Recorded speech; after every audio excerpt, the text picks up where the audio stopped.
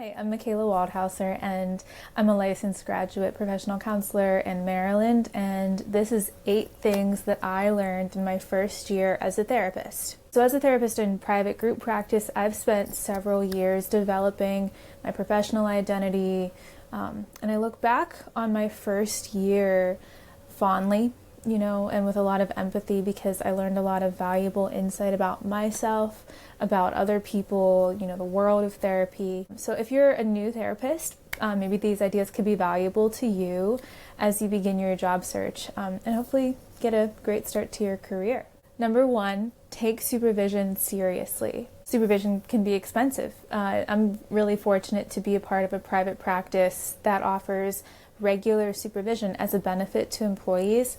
And I think looking at the comparison between paying for something versus getting paid for something, it's really common to see folks just not take something as seriously when they don't have to contribute their money toward that thing. But this is not the case for my experience with supervision. When I started, I made a commitment to myself to prepare for supervision just like I would prepare for a session with a client. I got in the habit of just regularly reviewing my cases and calling some clinical issues to mind that I wanted some help on from my supervisor, and I also learned to do a regular just inventory of myself to see if there was anything behind the scenes that was going on for me, like countertransference in sessions or imposter syndrome, because these things are so important to bring up in session, and if we don't talk about them, we never figure out how to handle them, how to go through with that. Number 2, a good practice will give you the space to try new things. When you're fresh out of grad school and you're working on finding your professional identity, it can be tough to figure out what your therapeutic interests are. I remember feeling this way in my first year as a clinician. I also remember feeling like everything was interesting to me and I wanted to dip my feet in all kinds of possibilities with clients, and I just wanted to try everything. I felt like LifeSpring was very supportive of anything I'd want to try out. And so within that first year, I got to experiment with something I had always wanted to try. So it was pandemic time, the vaccine was out, and folks were feeling the impact of social isolation and seasonal affective disorder worse than ever. I saw the intersection of these 2 things, and I proposed a small therapy group idea that would take clients out into nature once a month and just work through their feelings of isolation and seasonal depression. Nobody required me to try out a group. I was just given the space to brainstorm an idea with myself and my director, and we made it happen. And along the way, I felt myself growing more and more comfortable and confident in the voice that I had at LifeSpring. Number 3, everyone gets imposter syndrome. Simply enough. It happens to everyone. I remember feeling really unsure of myself sometimes, relying heavily on interventions with clients and just almost planning out every session before it happened. I found in group supervision that some of my other colleagues had been in the same boat, and it definitely normalized that feeling for me, and it allowed me to give myself grace because I was still growing in my professional identity. And from the way I saw it, having imposter syndrome really, if you're, simplifying it, it really means that you just care a lot about doing right by your clients. The tough parts about imposter syndrome seemed to wear off after a little while as I grew in my clinical judgment and over time evolved into a sense of confidence and competence in my work. This is not to say that I never have moments where I feel like a phony because, those things do happen. But now they're just moments, and I've learned how to adjust my self-talk to promote a greater sense of confidence in myself. So if you're currently experiencing imposter syndrome, I really encourage you to bring it up in supervision and just see what happens as you grow over time.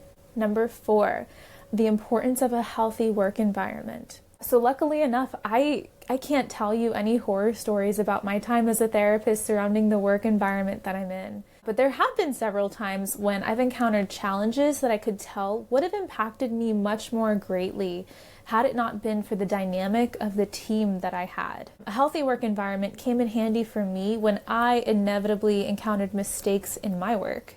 It would have been warranted to expect criticism from my mistakes, but instead I was met with grace and understanding and, hey, it happens to all of us. Are you okay? Before any discussion around how I might have been able to improve in the future. I'll never take that for granted. And if you're currently in an environment that doesn't care for its team, doesn't uplift its team, please know that there's better out there for you. Number 5, how to build genuine rapport with clients. So going along the lines of imposter syndrome, one thing I noticed in myself and other clinicians fresh out of graduate school was a tendency to lean on the clinical side of therapy a bit too much.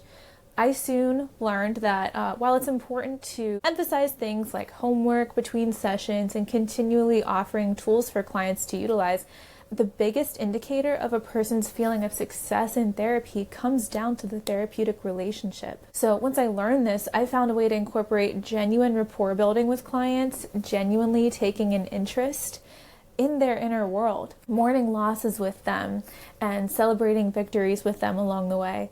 To incorporate this in your own work, I would suggest discussing opening or closing rituals with clients, maybe sharing small bits about your own life if you're asked, or when it feels appropriate, and allowing your personal sense of humor and personality to show in the way you present as a clinician. Number 6, the difference between simply clocking in, clocking out at work, and truly showing up as a member of a team.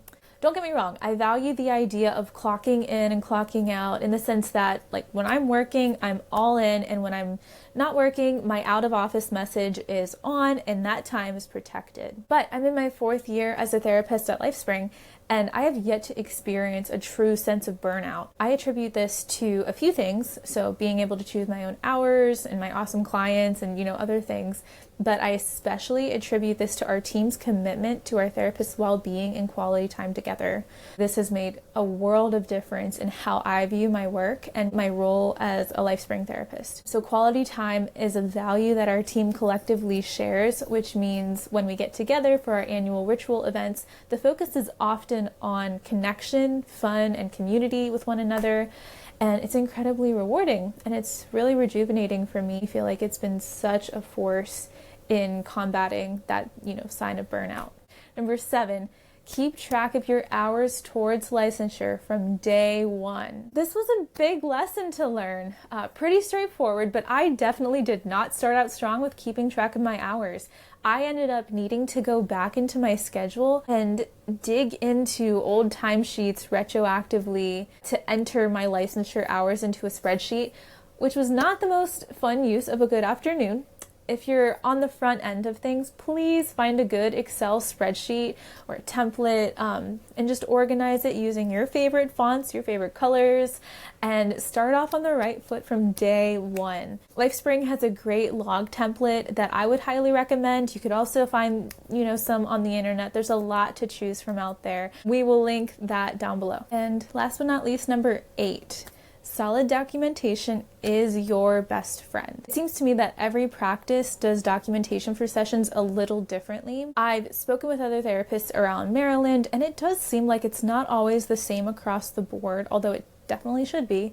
But if you accept insurance, get a hold of that insurance company's audit tool and follow it closely. I learned some valuable skills in my first year as a clinician about how to keep documentation airtight, which always includes updated questionnaires, updated treatment plans, release forms, things like that. And I also learned how to compose a solid progress note where you highlight symptomology and you prove medical necessity for the client to be coming to therapy while also protecting the client's privacy and kind of striking that balance of disclosure. It certainly seems tedious sometimes, but it's also helped me grow in my confidence a lot in my first year. If you're a new therapist currently in your first year, maybe some of this resonates with you already. My hope is that perhaps these ideas could be valuable to you as you begin your job search and help you to get a great start to your career. But let me know, do you agree with these 8 lessons? If you're a therapist beyond that first year, is there anything else you would add to this list? Let us know in the comments.